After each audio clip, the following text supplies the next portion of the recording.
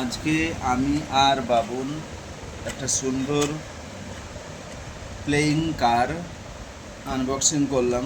বাবু, কই তোমার প্লেইং কার, তোমার একটা নতুন গাড়িটা দেখিয়ে দাও তো। এটা, এই গাড়িটা তুমি কোথায় চালাবা? বাড়ির ঘরের মধ্যে, না বাইরে, না রাস্তায়? কোথায় চালাবা বলো? এইভাবে চালাবা? আচ্ছা, গুড। গাড়ির চাকা কোনটা বলে দাও তো। এটা চাকা। আর গাড়িটার ইঞ্জিন কোথায় আছে? আচ্ছা, গুড বয়। আর গাড়ির ব্যাটারি কোথায় থাকবে? হুম, আচ্ছা, গুড।